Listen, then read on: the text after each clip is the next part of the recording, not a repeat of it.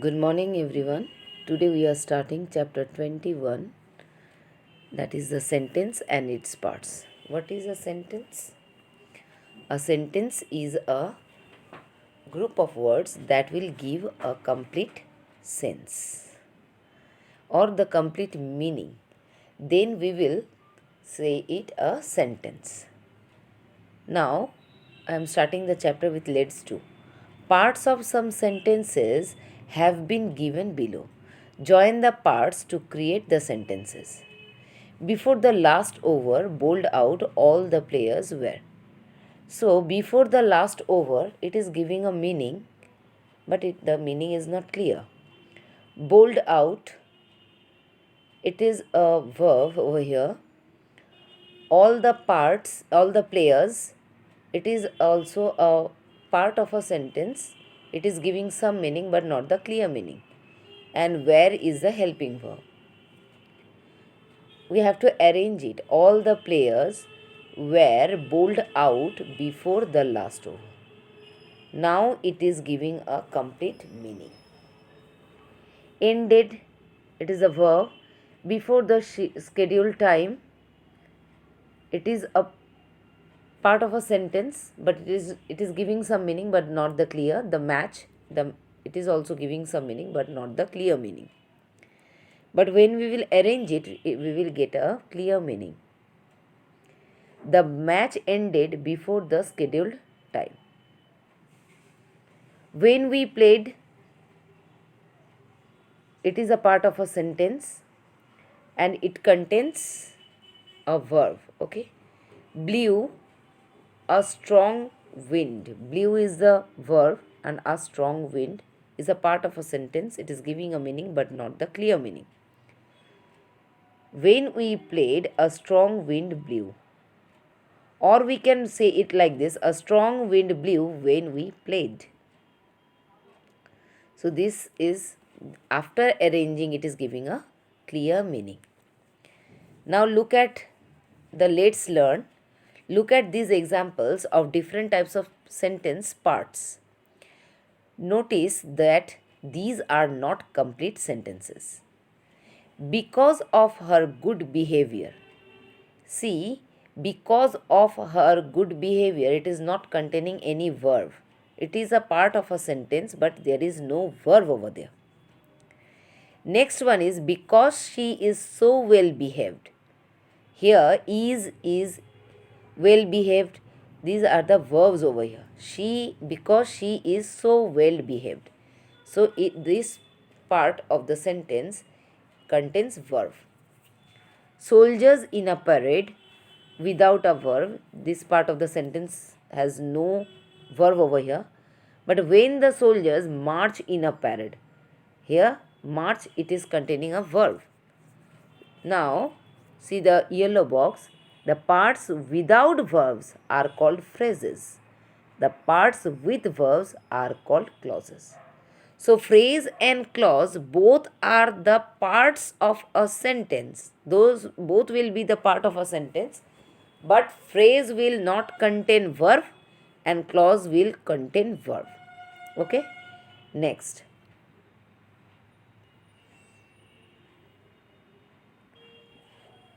Number 1 point, phrases are small groups of words that add meaning to a sentence. A phrase is a small sentence, not a complete sentence, because it is not a complete structure with a verb, a subject and a predicate. So in a phrase, we will not get any verb, there will be no subject and no predicate. Next, a phrase cannot exist independently, as it does not have a main verb. So without the main verb, we know it cannot be a sentence or it cannot clear the meaning. So phrase cannot exist independently, that means it will not be able to give the clear meaning because it not contains the verb. A phrase may occur before and or after the main verb in the sentence. So phrases can be before the main verb or after the main verb. Here are some examples of phrases. Okay. Next, identify the phrases in each sentence. put each phrase inside.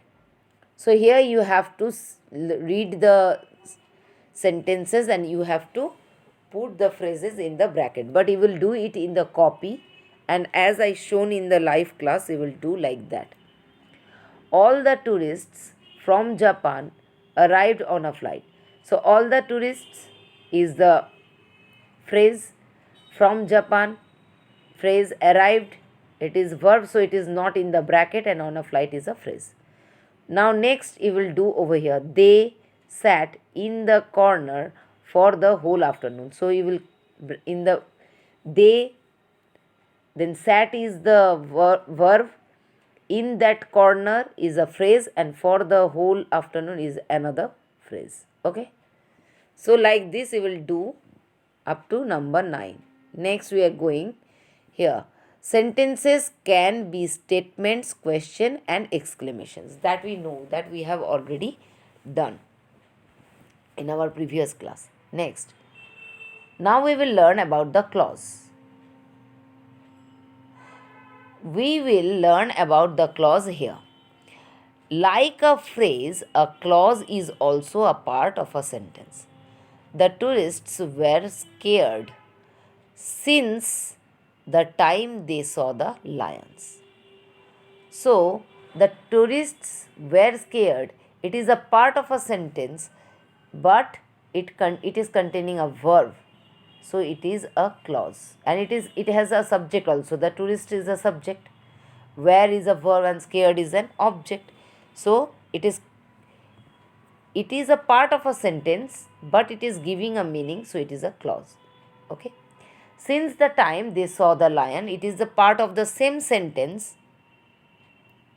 Since the time they saw the lions, so it is also containing a verb like saw.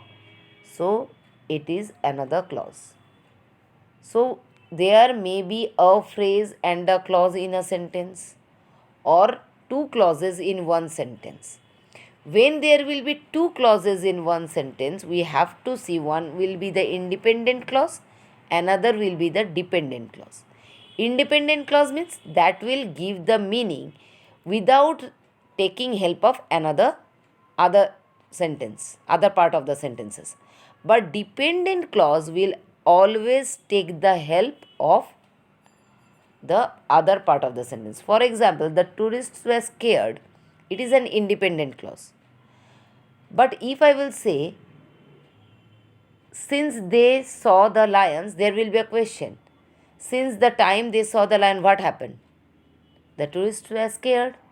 So the next part is a dependent clause. It is depending on the first clause. Okay.